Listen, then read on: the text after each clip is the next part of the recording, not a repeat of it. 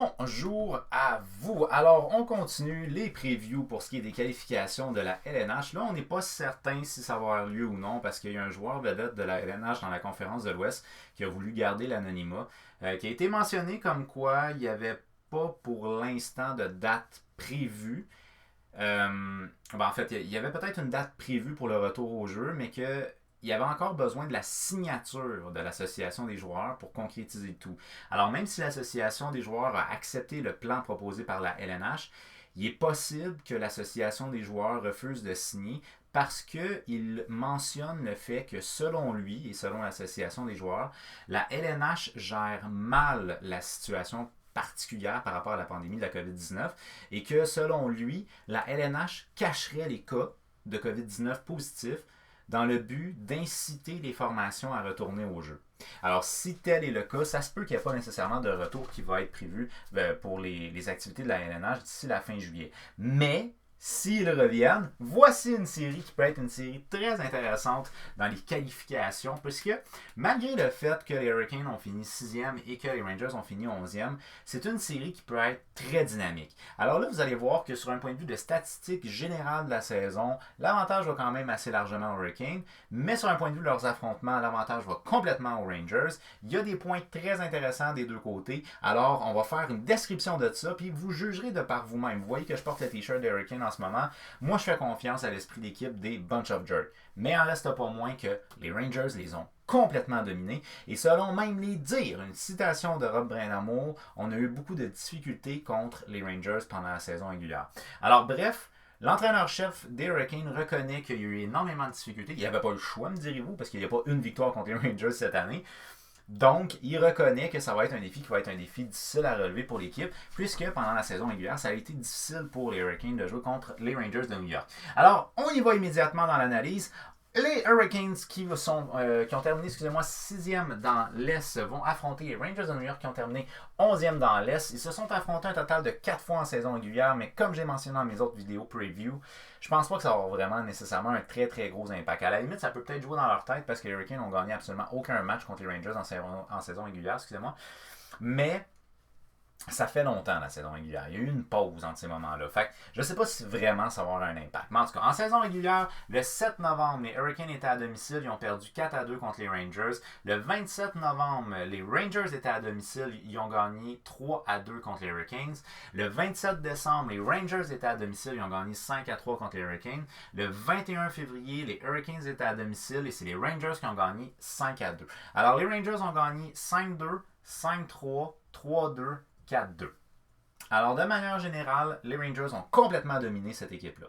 Un point là, qui va être un point intéressant à souligner là-dedans, c'est que dans tous ces matchs-là, ces 4 matchs-là, Lundqvist a eu le départ des 3 premiers, puis le dernier a été à Igor Shesterkin. Alors, Gorchev n'a pas joué contre les Hurricanes. Ça peut être un point intéressant, parce que là, vous le voyez, oui, on le voit quand même bien, j'ai 3 gardiens en ce moment pour les Rangers. Et ça, c'est un point qui est intéressant dans cette équipe-là. Alors là, on va y aller tout de suite avec les Hurricanes qui ont terminé 6e dans l'Est. Les Hurricanes, en 68 matchs, ils ont 38 victoires, 25 défaites, 5 défaites en prolongation, 81 points, une moyenne de buts marqués de 3,19, ce qui est quand même bien, une moyenne de buts accordés de 2,84, ce qui est quand même bien aussi, parce qu'on est en bas de la barre des 3, ce qui est très bien. Un avantage numérique à 22,3, ce qui est bien, et un désavantage numérique à 84,0. Le désavantage numérique des Hurricanes est le 4e meilleur désavantage de toute la Ligue nationale. Fait que franchement, à ce niveau-là, c'est un bel avantage pour ces Hurricanes. Également du côté des Hurricanes, en termes de tirs par match, donc de tirs de eux, là, de leur tir à eux par match, c'est la 3e équipe qui tire le plus au travers de la LNH. C'est la 2e équipe qui accorde le moins de tirs dans toute la LNH. Alors, il y a une unité dans cette équipe-là, qui est une unité qui est indescriptible, que moi j'apprécie beaucoup. Mais en saison régulière, ils ont perdu tous leurs matchs contre les Rangers. Les Rangers en saison régulière, c'est 70 matchs, 37 victoires, 28 défaites, 5 défaites en prolongation, 79 points. Un gros total de 3,33 en termes de buts marqués par match. C'est vraiment élevé. 3,33, c'est le 5e plus haut total en termes de moyenne de buts marqués par match de toute la LNH. Fait qu'honnêtement, leur attaque, elle est forte. But accordé, 3.14. Ça se corse un peu plus là. L'avantage numérique est à 22.9. C'est un léger avantage comparativement aux Hurricanes qui sont à 22.3, mais c'est pas nécessairement hyper notable. Donc 22.9, 22.3, c'est assez similaire. Le désavantage, 77.4. Net avantage ici aux Hurricanes à Caroline.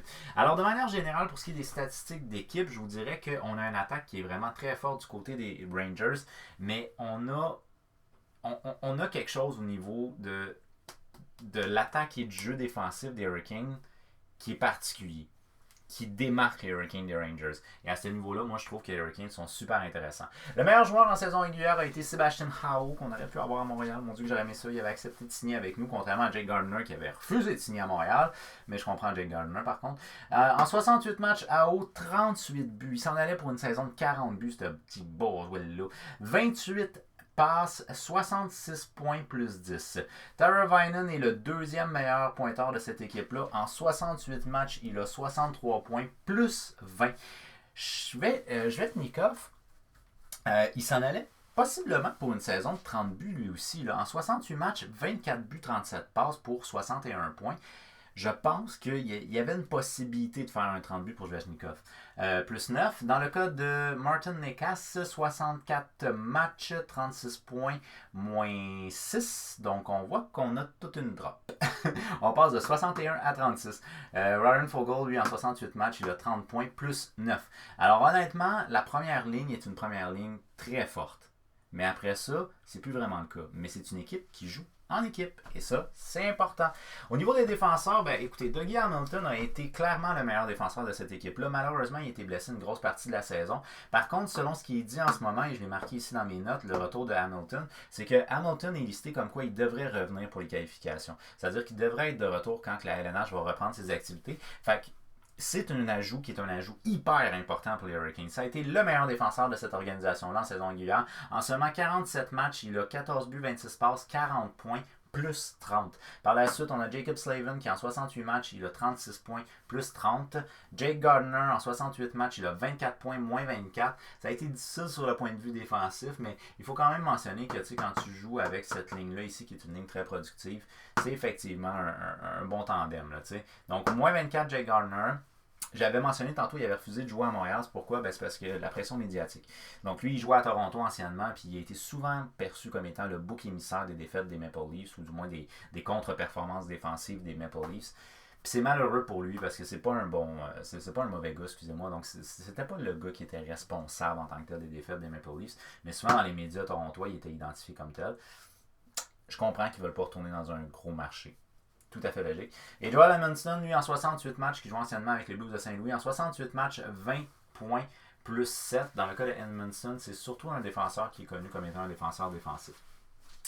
Fait qu'on a quand même un top 4 qui est un top 4 super intéressant. Ajoutez à ça aussi Sami Vatanen qui était anciennement avec les Devils du New Jersey. Il n'a pas joué un match encore avec les Hurricanes depuis la transaction, mais il devrait revenir au jeu lui aussi. Donc Sami Vatanen ne sera peut-être pas dans ton top 4 pour ce qui est des Hurricanes, mais c'est quand même un défenseur d'expérience qui est capable de faire des points, qui est capable d'appuyer l'attaque, qui va venir s'ajouter à cette formation-là, sauf qu'il n'a jamais joué avec cette formation-là encore. Fait que ça, c'est peut-être quelque chose qui peut être problématique, mais c'est un talent qui est un talent très intéressant qui va être ajouté à la formation. Du côté des Rangers, eh bien, écoutez, du côté des Rangers, on a une attaque qui va dropper peut-être un peu moins au niveau des deux premières lignes. Comparativement aux Hurricanes, c'est moins intense. Panarin est assurément le meilleur joueur de cette équipe-là en 69 matchs, 32 buts, 63 passes, 95 points. Il s'en allait avoir une saison de plus de 100 points. Avec un différentiel plus-moins de plus 36. Mika Zibanejad qui joue avec Panarin, donc ça ne sera pas étranger. En 57 matchs, 41 buts, Mika Zibanejad. 34 passes, 75 points plus 9. Ryan Strome en 70 matchs, excusez-moi, il a 18 buts, 41 passes, 59 points, plus 21. Buchnevich en 68 matchs, il a 46 points, plus 2. Et Chris Kreider en 63 matchs, 45 points, plus 13. Au niveau de l'organisation, c'est deux organisations que la majorité des joueurs sont dans les différentiels plus, moins, plus. Il y en a qui sont plus drastiques, là, mais de manière générale, c'est des équipes qui jouent relativement dans le plus là, au niveau des statistiques individuelles. Au niveau des défenseurs, dans le cas d'Anthony D'Angelo, c'est quand même quelque chose de très intéressant. C'est un gars qui est peut-être mi-vingtaine, Puis il a trouvé sa niche avec les Rangers. Lui, en 68 matchs, il a 15 buts, 38 passes, 53 points plus 12, ce qui est quand même très bon. Adam Fox, c'est un jeune défenseur. Puis c'est un jeune défenseur qui promet beaucoup sur un point de vue offensif. Je vous en ai parlé souvent, mais la nouvelle génération des défenseurs, c'est beaucoup des gars qui se portent énormément à l'attaque. Donc, Adam Fox, en 70 matchs, il a 8 buts, 34 passes, 42 points plus 22. Donc, franchement, c'est très bon pour un jeune. Jacob Trouba, ça a été plus difficile pour lui, par contre, cette année. En 70 matchs, il a 27 points, moins 12. Et je sais pas comment prononcer son nom à lui, là, Sky G ou quelque chose comme ça, qui jouait d'ailleurs anciennement avec les Hurricanes, qui a été transigé en début de saison pour aller vers les Rangers. En 67 matchs, il a 24 points, moins 10. Alors, c'est une organisation qui a vraiment un top qui est hyper puissant. Tandis qu'ici, on a un bon top, mais sans nécessairement dire hyper puissant. Là, on a quand même 95-75 points. Après ça, on tombe à 59. Tandis qu'ici, on a 3 gars qui sont clairement à 60. Bon, de manière générale, je vous dirais qu'on a un talent individuel quand même très très fort du côté des Rangers, mais on a une unité qui est vraiment une unité très particulière avec les Hurricanes. Puis, même si on a une grosse drop comme ça, il en reste pas moins que l'équipe marquait quand même. 3.19, c'est pas une mauvaise moyenne. Mais l'avantage qu'on a, c'est qu'on est bien défensivement. Le désavantage est fort, puis on accorde peu de buts, puis on accorde peu de tirs. Donc c'est une équipe qui, parce qu'elle joue très bien défensivement, parce que les Rangers, eux autres, on va y aller un peu vers l'opposé. Les Rangers, en termes de buts marqués, c'est la 5e meilleure attaque de la Ligue. À 3.33, c'est très bon. Par contre, en termes de tirs contre, donc de tirs accordés, c'est la 30e équipe. Fait que les Hurricanes, c'est une équipe qui tire beaucoup, 3e dans la Ligue. Et les Rangers, c'est une équipe qui accorde beaucoup de tirs. Sauf que, comme je vous ai dit, les Rangers ont gagné tous les matchs en saison régulière. Fait que si on fait un point de vue général des deux organisations, le jeu est beaucoup plus unifié, puis beaucoup plus défensif, intéressant défensivement du côté des Hurricanes, qui va l'être du côté des Rangers. Du côté des Rangers, on a beaucoup de créativité offensive, qu'on a peut-être moins du côté des Hurricanes, mais perso, je préfère toujours une équipe qui n'a pas de tête enflée, qui n'a pas de super vedette dans l'organisation. Fait que pour moi, je verrais quand même un avantage au niveau du groupe total. Je verrais un avantage aux Hurricanes. Par contre, ce que je vous dirais, c'est que si vous y allez de manière séparée, je pense que l'attaque des Rangers est une attaque plus intéressante. Puis même à la limite, la défensive des Rangers a des statistiques offensives qui sont plus intéressantes que la défensive des Hurricanes. Quoique dans le cas d'Hamilton, s'il avait fait une saison complète, il aurait peut-être dépassé D'Angelo. Ah, sûrement même. Et sinon, ce qui nous reste comme dernière analyse, ça va être les gardiens de but. Les gardiens de but, je ne sais pas si c'est vraiment ça qui va avoir un impact majeur. Mais peut-être la carte cachée ici. Donc, du côté des Hurricanes, le gardien de but partant aurait été essentiellement Peter Mrazek, qui en 40 matchs, 2.69 de moyenne, 905. C'est quand même des bonnes statistiques. James Reimer, qui est le gardien de but auxiliaire, qui était blessé, mais qui devrait revenir là, pour le début des qualifications. En 25 matchs, 2.66, 914. Perso, je n'ai jamais eu confiance en James Reimer pour quand les matchs sont importants. Alors moi, j'opterais pour Peter Mrazek pour partir les qualifications. Puis comme c'est lui qui a été le gardien partant pour beaucoup de matchs en saison régulière, je pense que ce serait le meilleur move pour les Hurricanes. Du côté des Rangers, là, c'est là où j'ai marqué ici, on a un heureux ménage à 3 de gardiens. Parce qu'on a 3 gardiens de but qui ont quand même eu des bonnes performances cette année. Alors là, les gardiens qui ont affronté les Hurricanes, ça a été Lundqvist 3 fois, puis Shesterkin 1 fois. Gorchev n'a pas affronté du tout les Hurricanes.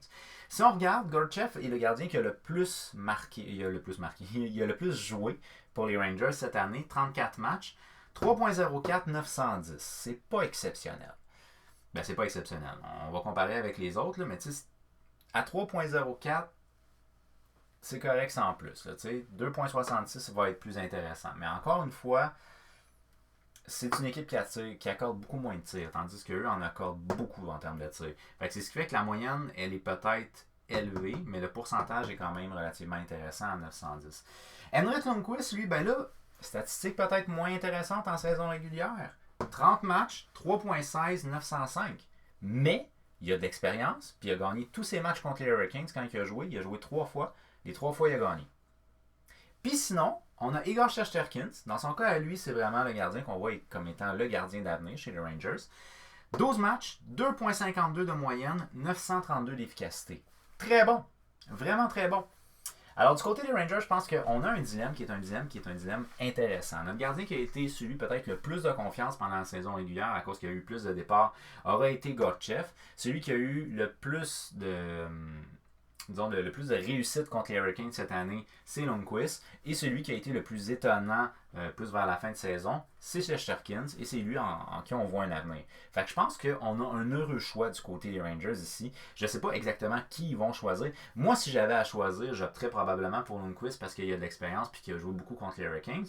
Ou sinon, j'irais plus avec Shesterkin. Gortchev ne serait pas mon choix. Mais j'ai aucune idée qu'est-ce qu'ils vont choisir comme gardien de but partant. Alors, on verra pour ce qui est des Rangers, qu'est-ce qu'ils vont faire comme choix. Mais je pense très honnêtement que l'unité de groupe qu'il y a alentour de la Bunch of Jerk, le style de jeu qui est un style de jeu défensif intéressant, serré du côté des Hurricanes, pour moi, fait pencher la balance du côté des Hurricanes. Alors, quelle est votre opinion à vous? Quelle équipe, d'après vous, devrait gagner? Est-ce que, d'après vous, le fait que les Rangers ont triomphé dans tous les matchs en saison régulière, c'est quelque chose qui nous montre qu'ils devraient remporter cette série-là? Au lieu d'en gagner 4, ils ont besoin d'en gagner juste 3. Ben moins compliqué en qualification. Fait, d'après vous, quelle équipe devrait remporter cette série-là? Est-ce que d'après vous, les Rangers vont avoir une attaque qui va être suffisamment à la hauteur de combattre la défensive des Hurricanes? Puis est-ce que les gardiens des Rangers vont être suffisamment solides pour garder l'équipe dans le match malgré le fait qu'ils accordent énormément de tirs? Ou est-ce que l'unité et le style de jeu plus serré défensif des Hurricanes va triompher des Rangers? Faites-le moi savoir au travers des commentaires. Alors, merci beaucoup d'avoir regardé ma vidéo. Faites un petit j'aime si vous l'avez aimé. Partagez-la pour qu'on jase de hockey avec un maximum de gens possible. Vous pouvez me suivre sur Instagram, hockey_fan_514. On peut jaser de hockey en tout temps, que ce soit sur YouTube ou sur Instagram. Alors, merci beaucoup d'avoir regardé ma vidéo. On n'oublie pas, on s'abonne, on active la petite cloche. On se revoit bientôt. Merci. Ciao.